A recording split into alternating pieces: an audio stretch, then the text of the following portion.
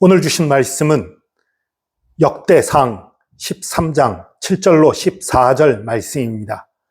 역대상 13장 7절로 14절 받들어 읽겠습니다. 하나님의 궤를 새 수레에 싣고 아비나답의 집에서 나오는데 우사와 아히오는 수레를 몰며 다윗과 이스라엘 온 무리는 하나님 앞에서 힘을 다하여 뛰놀며 노래하며 수금과 비파와 소고와 재금과 나팔로 연주하니라. 기돈의 타작마당에 이르러서 소들이 뛰므로 우사가 손을 펴서 궤를 붙들었더니 우사가 손을 펴서 궤를 붙듦으로 말미암아 여호와께서 진노하사 치심에 그가 거기 하나님 앞에서 죽으니라. 여호와께서 우사의 몸을 찢으셨으므로 다윗이 노하여 그곳의 이름을 베레스 우사라 부르니 그 이름이 오늘까지 이르니라. 그날에 다윗이 하나님을 두려워하여 이르되 내가 어떻게 하나님의 궤를 내 곳으로 오게 하리오 하고 다윗이 궤를 옮겨 자기가 있는 다윗성으로 메어 들이지 못하고 그 대신 가드 사람 오베데돔의 집으로 메어 가니라. 하나님의 궤가 오베데돔의 집에서 그의 가족과 함께 석 달을 있으니라. 여호와께서 오베데돔의 집과 그의 모든 소유에 복을 내리셨더라. 아멘. 제가 자란 교회에 지금은 건축을 새로 했지만 옛날 성전에 그 성전 중앙에 커다란 샹들리에가 하나 있었어요. 아주 낡고 오래된 거였지요. 시간이 자꾸 흐르고 점점 어두워지니까 나중에는 그걸로 안 되겠어서 큰 샹들리에 좌우편으로 작은 샹들리에를 하나씩 달았어요. 저는 그걸 보고 그런 생각이 들었어요. 아니, 저 큰 거 좌우에 단 것들에 비해서 예쁘지도 않고 크기만 크고 어두운데 그냥 떼버리지 왜 놔두다. 그런 생각을 했는데 한 어른이 그런 얘기를 해주시더라고요. 저거 어느 장로님이 옛날에 헌물했던 건데 그 헌물했던 걸 함부로 떼버릴 수는 없지 않냐.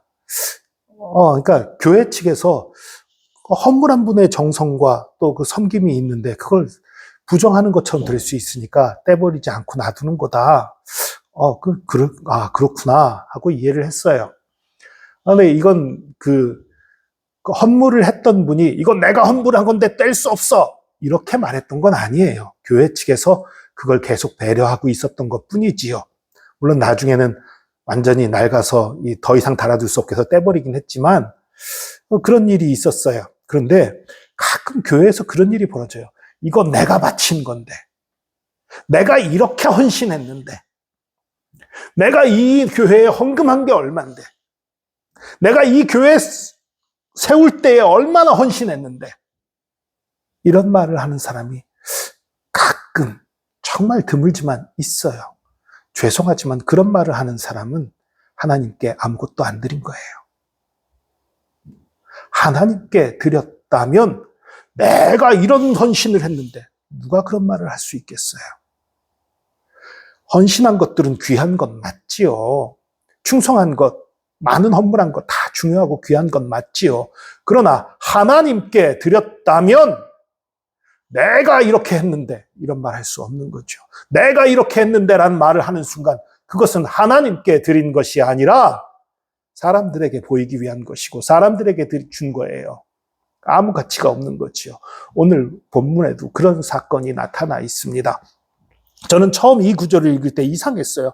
아니, 이 우사란 사람이 언약궤가 흔들려서 수레에서 떨어질 것 같은 상황이 돼서 떨어지지 않게 하려고 붙잡았는데 언약궤에는 손대면 안 된다라는 율법을 어겼다는 이유로 이 사람이 죽임당한다? 이건 처음엔 이해가 안 가더라고요. 그런데 그게 아니에요. 언약궤를 옮기는 방법은 수레로 옮기는 게 아닙니다. 언약궤는 손대면 안 돼요. 그래서 언약궤 내 모퉁이에 고리가 있어요. 아래쪽 고리가 있고요. 그 고리에 긴 금막대기가 꿰어져 있습니다. 그래서 그 금막대기를 어깨에 매는 거예요. 사람들이. 내 귀퉁이에서 아무나 매는 게 아니라 레위인들이 매는 거예요. 그렇게 해서 언약궤를 움직이게 돼 있는 거예요. 그런데 오늘 사건에는 어떤 일이 벌어집니까? 레위인들이 어깨에 메고 옮겨야 하는 언약궤를 수레에다 실었어요. 법대로 한 게 아닌 거예요. 잘못된 거예요. 왜 이런 일이 벌어졌습니까? 여기 이 수레를 모른 우사와 아히오는 아비나답의 손자들이에요. 아비나답의 집에 언약궤가 모셔져 있었고 그 아들 엘르아살이 그 언약궤를 잘 관리했었어요. 그리고 그 손자들이 지금 이제 언약궤를 옮기는데 주축이 되려고 하고 있는 거예요. 이건 뭡니까? 우리 집에 그래도 이렇게 언약궤가 오랫동안 수십 년을 있었는데 자신들의 기득권을 주장하는 거예요. 우리가 법궤를 모셨었는데 우리가 이 법궤를 옮기는데 앞장서고 우리가 주도하고 그러니까 우리가 수레를 몰고 법궤에 가장 가까이 하겠다. 하나님 앞에 오만했던 거예요. 하나님을 섬긴 게 아니라 하나님을 자신의 이익의 재료, 자신의 권위의 재료로 삼았던 사람들인 거예요.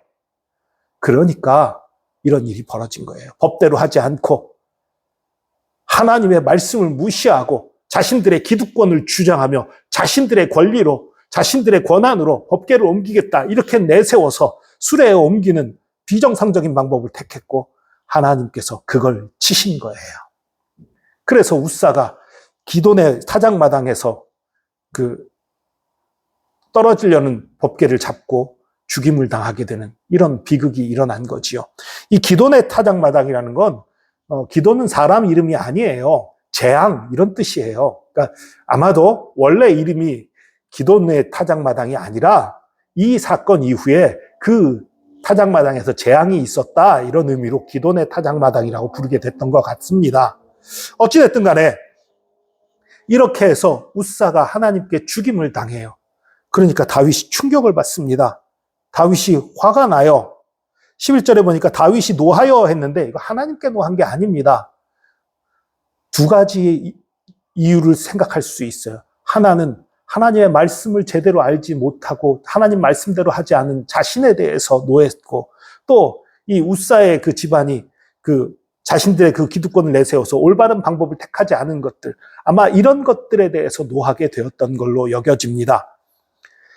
그래서 그곳을 베레스 우사라고 부르면서 그리고 이제 이런 재앙이 일어났는데 하나님이 이 언약궤를 옮기는 거를 내가 있는 곳으로 언약궤를 가져온 걸 하나님이 기뻐하시지 않나 보다 하고 근처에 오벳 에돔이라는 사람의 집으로 이 사람도 레위인이에요.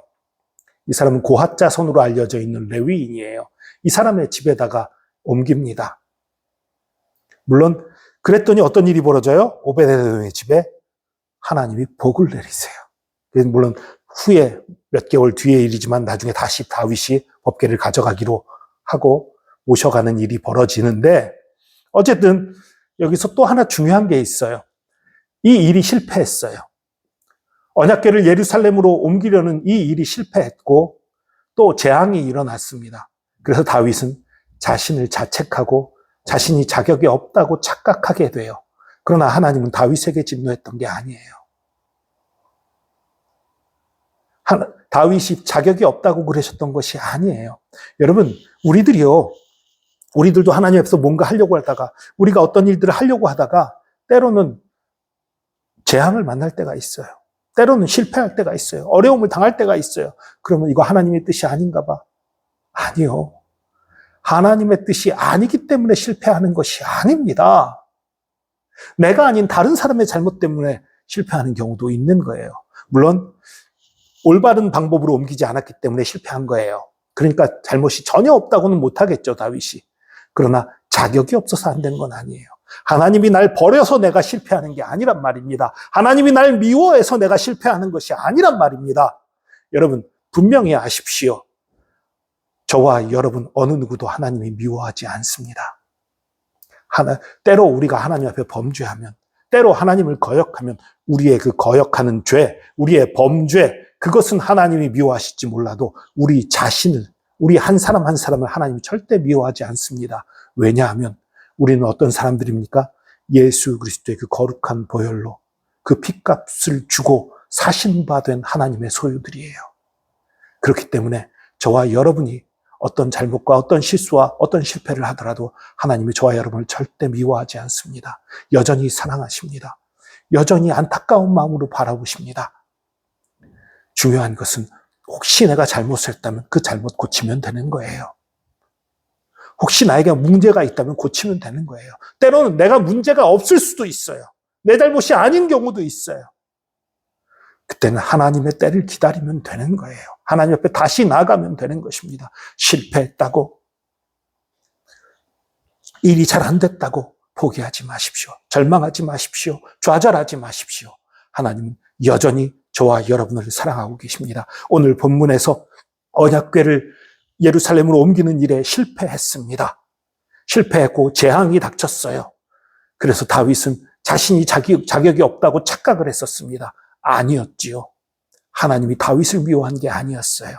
다윗이 자격이 없는 것이 아니었어요. 우리에게도 이런 일들은 얼마든지 일어납니다. 실패했다고 자격 없는 것 아닙니다. 실패했다고 포기할 필요 없습니다. 다시 일어나면 됩니다. 다시 기도하면 됩니다. 다시 주님 앞에 나아가면 됩니다. 언제든지 다시 주님 붙잡고 일어나는 저와 여러분을 사랑하시는 하나님을 믿고 의지하며 앞으로 나아가는 저와 여러분 되기를 축복합니다. 기도하겠습니다. 주님, 오늘 이 웃사의 교만, 이 웃사의 잘못으로 인해서 재앙이 벌어졌고 이 재앙으로 인해서 다윗이 어리석게도 자신의 잘못이라 자책하며 자신은 자격이 없다 착각하는 모습을 봅니다.